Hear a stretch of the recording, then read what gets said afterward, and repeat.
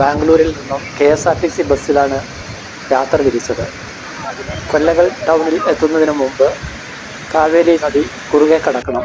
നദി കടന്നു കഴിഞ്ഞാൽ ആദ്യത്തെ സ്റ്റോപ്പാണ് ഹാൻഡ് പോസ്റ്റ്.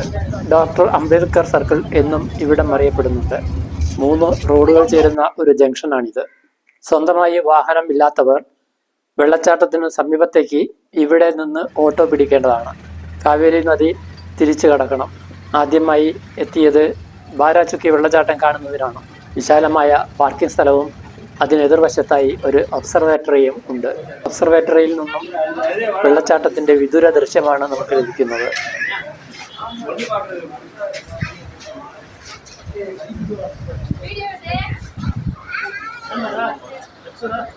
10 രൂപ ടിക്കറ്റ് എടുത്ത് ഗേറ്റിനകത്തേക്ക് പ്രവേശിച്ചു. വൃത്തിയായി സംരക്ഷിച്ചിരിക്കുന്ന വ്യൂ പോയിന്റും പരിസരവുമാണ് കാണാൻ കഴിഞ്ഞത്. താഴേക്ക് പോകുന്ന പടവുകൾ.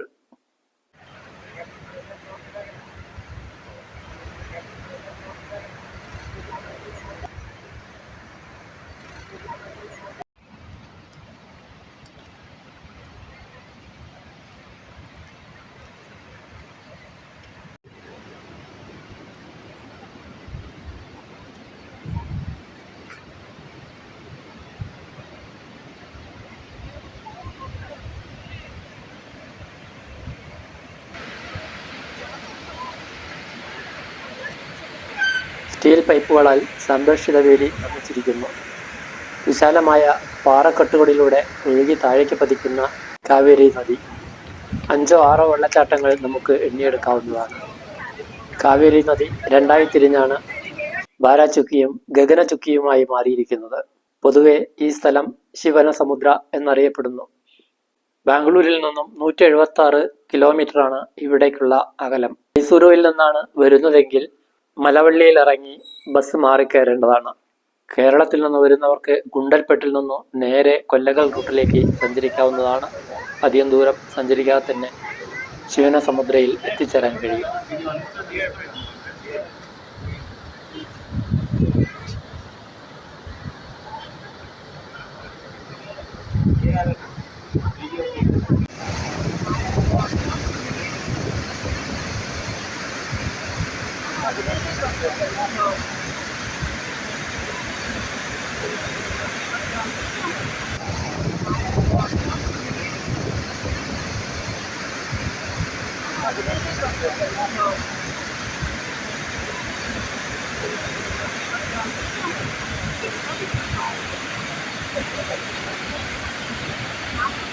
ഓട്ടോയിൽ അടുത്ത ലക്ഷ്യസ്ഥാനമായ ഗഗനചുക്കിയിലേക്ക് യാത്ര തുടർന്നു.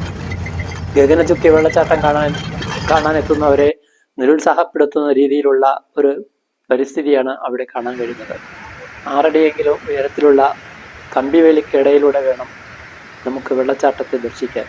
വേലിക്കകത്തും പുറത്തും മാലിന്യങ്ങൾ നിക്ഷേപിച്ചിരിക്കുന്നു.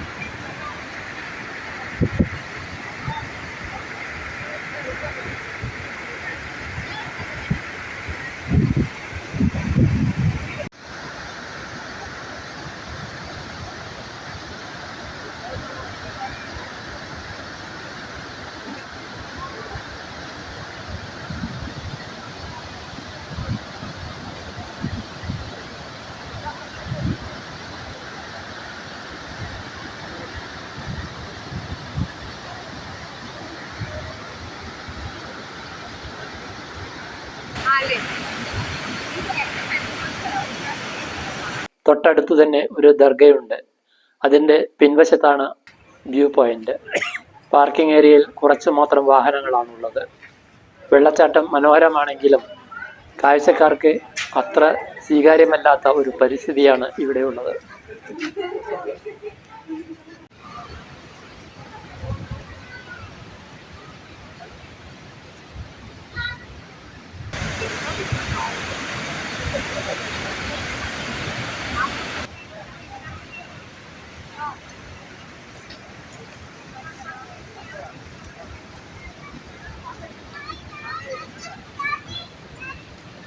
ബാരാചുക്കിയും ഗഗനചുക്കിയും കണ്ട് വന്ന അതേ ഓട്ടോയിൽ തന്നെ ഹാൻഡ് പോസ്റ്റിലേക്ക് മടങ്ങി. അധികം താമസിയാതെ തന്നെ ബാംഗ്ലൂരേക്കുള്ള ബസ് എത്തിച്ചേർന്നു. തിരിച്ചുള്ള യാത്ര ആരംഭിച്ചു. കാവേരി നദി കുറുകെ കടക്കുന്നതിനായി പുതിയതും പഴയതുമായ അനേകം പാലങ്ങളാണ് ഇവിടെ കാണാൻ കഴിയുന്നത്. ചിലതെല്ലാം തീരെ ഉപയോഗിക്കാൻ പറ്റാത്ത അവസ്ഥയിലാണുള്ളത്. ബാംഗ്ലൂർ ബസ് മധൂർ എന്ന സ്ഥലത്താണ് ഹൈവേയിൽ എത്തിച്ചേരുന്നത്.